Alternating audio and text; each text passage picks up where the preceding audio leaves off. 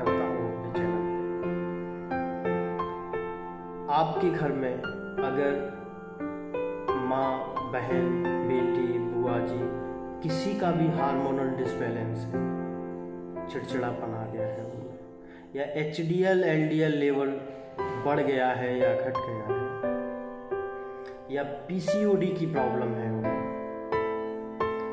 या जॉइंट्स में पेन रहता है, रूमेटिक अर्थराइटिस है उन्हें, तो आपको कोकोनट ऑयल मार्केट से शुद्ध लेना है और कोल्ड प्रोसेस से वो निकाला गया हो। 2 तरीके होते हैं, एक हॉट प्रोसेस तरीका होता है जिसमें कुछ केमिकल ऐसे एलिमेंट्स आ जाते हैं जो लाभदायक नहीं होते हमारी बॉडी के लिए, लेकिन हॉट प्रोसीजर के द्वारा बीजों को जब सेक लिया जाता है तो ज़्यादा तेल की मात्रा निकल आती है। कोल्ड प्रोसेस में तेल कम निकलता है लेकिन उसकी क्वालिटी बहुत अच्छी होती है। तो उस तेल का 1 बड़ा चम्मच सुबह आपको लेना है और डरना नहीं है, इससे कोलेस्ट्रॉल बिल्कुल नहीं बढ़ेगा क्योंकि कुछ फैट बॉडी के लिए बहुत अच्छे होते हैं। इवन आपका जो ट्राइग्लिसराइड लेवल है वो भी कंट्रोल रहेगा। इसको आप ले सकते हैं, ऐसा नहीं सोचना हमारा फैट बढ़ेगा, नहीं बढ़ेगा।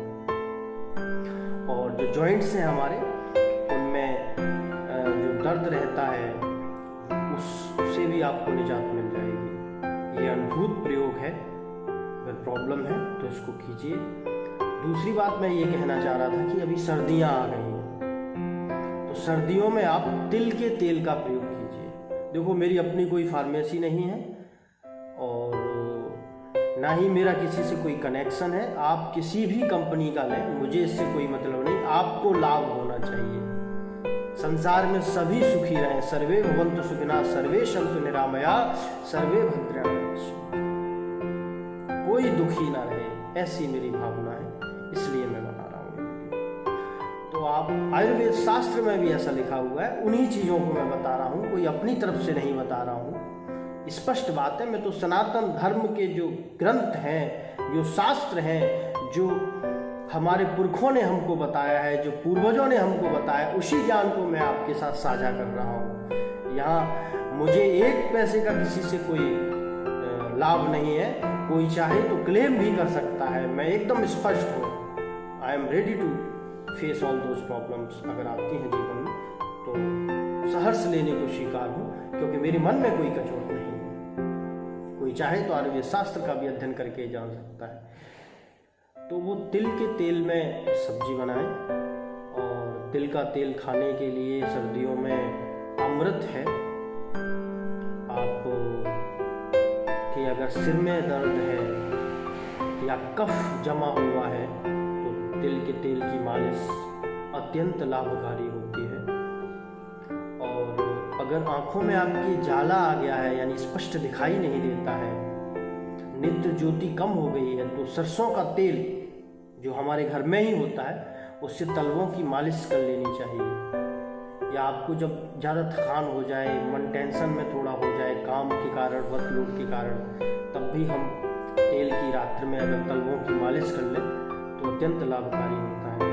ब्रेन के सेल्स एक्टिवेट हो जाते हैं, क्योंकि सारा शरीर हमारा इंटरकनेक्टेड है। ये छोटी छोटी मैंने आपको जानकारी बताई जो हमारे अपने ही घर में मौजूद है। जॉइंट पेन के लिए मैंने आपको ऑयल बताया। बाकी अगर किसी को बहुत ज़्यादा खांसी या कफ हो गया हो, सर्दी काल भी है, कोरोना केसेस भी आ रहे हैं, तो एकदम से हमें डरना नहीं है।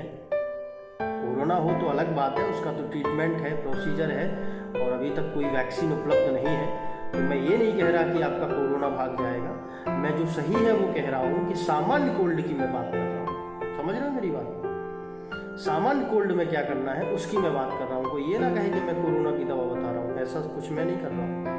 तो सामान्य जो जुकाम सर्दी होता है हमें, उसमें हम तिल का तेल लें, शहद लें। जैसे अगर 1 आपने चम्मच तिल का तेल लिया है तो आधा चम्मच उसमें शहद लें, सितोपलादी चूर्ण उसमें मिलाएं। अगर आप इनको मिलाने के पश्चात उसका सेवन करें तो आपको निश्चित रूप से सर्दी जुकाम में आराम मिलेगा। 2 चम्मच भी आप ले सकते हैं क्योंकि शहद उसमें मिल चुका है। और आपको एक किचन का ही प्रयोग बता दूं कि आप सौंठ जो घर में आपके रखी हो उसमें गुड़ मिलाएं, उसको गर्म करें कढ़ाई में, उसके पश्चात उसका सेवन करें। आपको निश्चित रूप से आराम होगा। नज़ला जुकाम में भी अद्भुत प्रयोग है, आप अपने घर में कर सकते हैं। आप सभी सुखी रहें, आनंदित रहें, ऐसी मेरी कामना है। आप अगर संभव हो तो गेहूं की रोटी में, अगर आप गेहूं और बाजरा चने की रोटी खाना शुरू कर दें तो ये आपका एक तो डाइजेस्टिव सिस्टम अच्छा करेगी, और चोकर युक्त आटे का प्रयोग करें, जिससे कि जो फाइबर्स उसमें हमारा जो आटे में होंगे चोकरी के रूप में, वो हमारे डाइजेस्टिव सिस्टम में जो इंटेस्टाइन है उसके पास जो मल जमा हो जाता है, जिससे कब्ज हो जाती है, कोष्ठबद्धता जिसको हम बोलते हैं, उसमें आपको निजात मिलेगी। आपका पेट अच्छे से साफ होगा, और जब भी हमारा पेट साफ होता है तो ब्रेन को एक अच्छा सिग्नल रिलीज होता है, और वो हमारे मन को शांत रखता है। एक संतोष और पारितोष का भाव उत्पन्न होता है। ऐसी ही छोटी छोटी जानकारियाँ मैं आपके साथ लाता रहूँगा। ईश्वर सबका कल्याण करे। इन बातों के साथ मैं विदा लेता हूँ। जय जय श्री राधे, जय जय श्री राधे।